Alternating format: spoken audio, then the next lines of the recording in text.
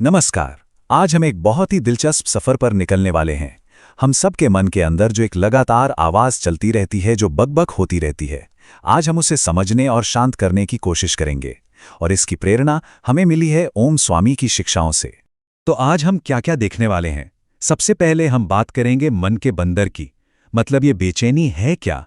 फिर समझेंगे कि हमारे विचारों का हम पर क्या असर रह जाता है। इसके बाद हम ध्यान को जानेंगे, जिससे मन से दोस्ती हो सके। और फिर देखेंगे कि असली खुशी सामंजस्य में कैसे है, और अंत में शांति पाने के 7 कदम कौन से हैं। तो चलिए अपनी बात एक ऐसे अनुभव से शुरू करते हैं जो हम सभी का है। एक ऐसा मन जो कभी चैन से बैठता ही नहीं। अक्सर हम सबके साथ ऐसा होता है ना? सुबह आंख खुलते ही मन में जैसे एक रेडियो चालू हो जाता है और वो दिन भर बिना रुके बजता ही रहता है। ये सवाल हमें सोचने पर मजबूर करता है कि हमारे अंदर चल क्या रहा है। और पता है, इस हालत के लिए एक बड़ा ही सटीक नाम है, मन का बंदर।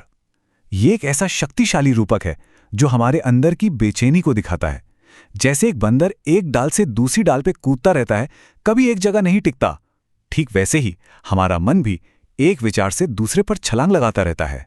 तो ये मन करता क्या है? ये हमें या तो अतीत के पछतावे में खींचता है या फिर भविष्य की चिंताओं में धकेल देता है। हम मन ही मन पुरानी बातें, पुरानी बहसें दोहराते रहते हैं, और इस शोर में हमारा जो वर्तमान का सुकून है, जो शांति है, वो कहीं खो जाती है। लेकिन ये लगातार चलने वाले विचार, इनका असर क्या होता है? असल में हमें सिर्फ विचार परेशान नहीं करते, बल्कि वो अपने पीछे जो निशान छोड़ जाते हैं, वो हमें कहीं ज्यादा प्रभावित करता है। इसको समझने के लिए एक बड़ा अच्छा उदाहरण है। सोचिए, हमारे हर एक विचार का एक इमोशनल निशान पीछे छूट जाता है, ठीक वैसे ही जैसे एक कप में चाय का दाग रह जाता है। मतलब ये वो इमोशनल बोझ है जिसे हम अक्सर नजरअंदाज कर देते हैं या दबा देते हैं। हर अनसुलझा विचार, हर भावना हमारे मन पर अपना एक गहरा असर छोड़ती चली जाती है। और होता क्या है कि समय के साथ ये अवशेष परत दर परत जमा होते जाते हैं। ये बिल्कुल एक आईने पर जमी धूल की तरह काम करते हैं, जो हमारे मन की साफ देखने की क्षमता और हमारी शांति को धुंधला कर देते हैं। तो ठीक है, हमने समस्या तो समझ ली, अब समाधान की बात करते हैं। और इसका समाधान है ध्यान का एक बहुत ही प्रैक्टिकल नजरिया। पता है, ध्यान को लेकर सबसे बड़ी गलतफहमी क्या है? लोग सोचते हैं कि इसका मतलब है मन को जबरदस्ती खाली करना, पर सच तो यह है कि ध्यान शांति लाने के लिए जोर जबरदस्ती का नाम नहीं है। ये तो अपने विचारों को बस दूर से बिना जज किए देखने का नाम है। याद रखिए, असली ध्यान मन को शांत करना नहीं, बल्कि मन का निरीक्षण करना है। ये लाइन बहुत गहरी है, जरा सोचिए इसके बारे में। ये एहसास कि हम अपने विचार नहीं हैं, बल्कि हम वो चेतना है जो उन विचारों को आते जाते देख रही है। जब ये समझ आता है तो एक गहरी आज़ादी महसूस होती है। तो ठीक है, मन को देखना सीख लिया, पर इसका असली मकसद क्या है?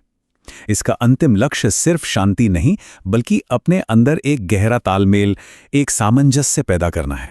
मतलब असली और टिकाऊ खुशी कोई ऐसी चीज नहीं है जो हमें बाहर से मिलती है। ये वो चीज है जिसे हम अपने अंदर इसी सामंजस्य के जरिए पैदा करते हैं। और ये सामंजस्य आता कैसे है? इसके 3 स्तंभ हैं: विचार, वाणी और कर्म। जब हम जो सोचते हैं, जो कहते हैं और जो करते हैं, ये तीनों एक ही लाइन में आ जाते हैं, तो हमारे अंदर का सारा कॉन्फ्लिक्ट, सारा तनाव अपने आप खत्म हो जाता है। और यहां एक बात समझना जरूरी है, ये तालमेल परफेक्ट होने के बारे में नहीं है, ये है प्रामाणिकता के बारे में, मतलब अपने आप से पूरी तरह सच्चा होने के बारे में। और आखिर में वो प्रैक्टिकल रास्ता जिस पर हम चल सकते हैं। ये सिर्फ थियोरी नहीं है, ये एक पूरा नक्शा है जिसमें साफ साफ कदम बताए गए हैं। तो ये है शांति तक पहुंचने का 7 कदमों वाला रास्ता। इसकी शुरुआत होती है एकाग्रता से, जहां हम बिखरे हुए मन को एक जगह टिकाना सीखते हैं। फिर हम मौन का अभ्यास करते हैं ताकि अंदर और बाहर का शोर शांत हो सके। और अंत में त्याग के जरिए हम उन चीजों को जाने देना सीखते हैं जो हमें बांध कर रखती हैं। ये पूरी यात्रा हमें भटकाव से एकाग्रता और बंधन से मुक्ति की ओर ले जाती है। तो आखिर में सवाल बस इतना सा है, क्या हम अपने पुराने विचारों का बोझ ढोते रहना चाहते हैं, या फिर उन्हें धीरे से पीछे छोड़कर एक नया शांति से भरा हुआ जीवन जीना चाहते हैं? ये एक ऐसा चुनाव है जो हम हर दिन हर पल कर सकते हैं।